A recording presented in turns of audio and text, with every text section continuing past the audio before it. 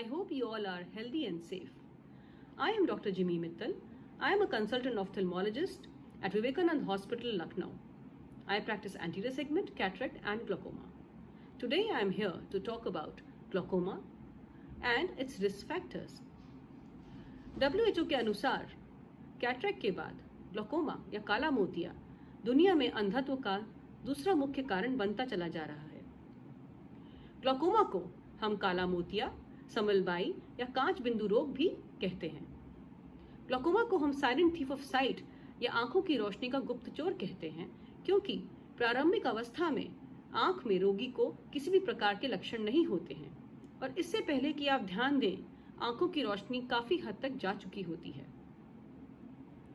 आगे के course of the disease में केवल केंद्रीय रोशनी ही बच जाती है और आंखों की नस पे सबसे ज्यादा प्रभाव आता है। अब जानते हैं कि ग्लोकोमा होता क्यों है। जैसे कि हम जानते हैं, हमारी आंख एक बॉल की शेप में है, इसीलिए हम इसे आई बॉल कहते हैं और ये एक कैमरे की भांति काम करती है। यदि हम आंख के इस चित्र को देखें तो ये हमारी आंख का आगे वाला भाग है जिसे हम कॉर्निया कहते हैं और ये है हमारा एंटीरियर चेम्बर, ये हमारा लेंस जिसमें कि मोतियाबिंद होता है। ये है हमारा विट्रियस ह्यूमर और यहाँ आती है retina which is the most light sensitive part of the eye और साथ में ये है the most important thing the optic nerve. अब हम जानते हैं कि एक आई बॉल को मेंटेन करने के लिए, उसकी शेप मेंटेन करने के लिए एक प्रेशर की आवश्यकता होती है। हमारी आंख में एक द्रव्य पदार्थ रहता है जिसे हम कहते हैं एक्वस ह्यूमर। ये द्रव्य पदार्थ आंख के विभिन्न अंगों से होकर प्रभावित होता है और उसको पोषण देने के साथ साथ हमेशा आंख के अंदर एक निश्चित दबाव उत्पन्न करे रहता है जिसे हम कहते हैं इंट्राऑक्यूलर प्रेशर। ये इंट्राऑक्यूलर प्रेशर नॉर्मली 10 से 21 मिलीमीटर ऑफ मर्करी के बीच में रेंज करता है। यदि किसी कारण से एक्वस ह्यूमर बनता तो जाए लेकिन उसका बाहरी प्रभाव या बाहरी निकास किसी प्रकार से उसमें कोई रुकावट आ जाए तो क्या होगा? हमारी आंख का प्रेशर बढ़ जाएगा, जिसके बढ़ने से सबसे ज्यादा प्रभावित होती है हमारी आंख की नस, जो कि इरिवर्सिबल डैमेज को चली जाती है और धीरे धीरे सालों साल में आंख की रोशनी धीरे धीरे खत्म हो जाती है। तो ये बहुत जरूरी है कि हम समलबाई के लक्षण ना होते हुए भी इसको अर्ली डायग्नोसिस में अपने प्रॉपर एग्जामिनेशन द्वारा डायग्नोज करने में अपने ऑप्थेल्मोलॉजिस्ट की हेल्प करें। अब आते हैं हम रिस्क फैक्टर्स पे। Most important risk factor for glaucoma is advancing as.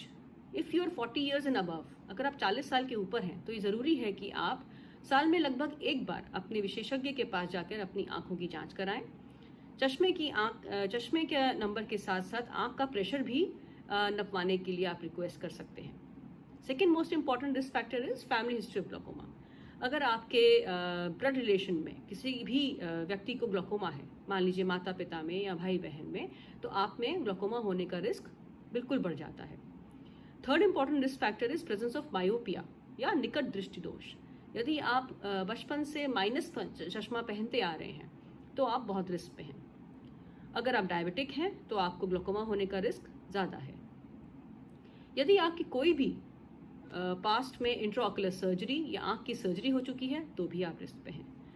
बचपन से लेकर यदि आपकी आंख में किसी प्रकार की चोट लगी है तो भी आपकी आंख ग्लोकोमा के रिस्क पे है। Last but not the least, अगर आपने अपनी आंखों में बहुत लंबे समय तक किसी भी आई ड्रॉप का सेवन किया है, स्पेशली स्टेरॉइड आई ड्रॉप्स, जो कि आजकल एलर्जी में और ड्राई आई में लोग ऑफ द काउंटर लेकर के इस्तेमाल कर लेते हैं, ये बहुत बड़ा आजकल बढ़ता हुआ कंसर्न है हम सबके लिए, क्योंकि काफ़ी पेशेंट्स हमारे पास बढ़े हुए प्रेशर के साथ प्रेजेंट करते हैं जो कि ग्लोकोमा को मैनिफेस्ट करने में सहायक है।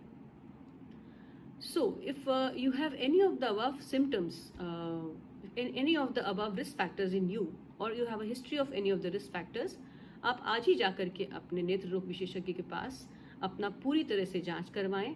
आंखों के चश्मे के नंबर के साथ साथ अपनी आंखों का आई प्रेशर प्लस रेटिना और ऑप्टिक नर्व का प्रॉपर एग्जामिनेशन करा करके ग्लोकोमा का अर्ली डायग्नोसिस में हेल्प करें, ताकि आपकी ट्रीटमेंट जल्द से जल्द शुरू हो पाए और आपकी डैमेज को हम आगे बढ़ने से कम रोक सकें।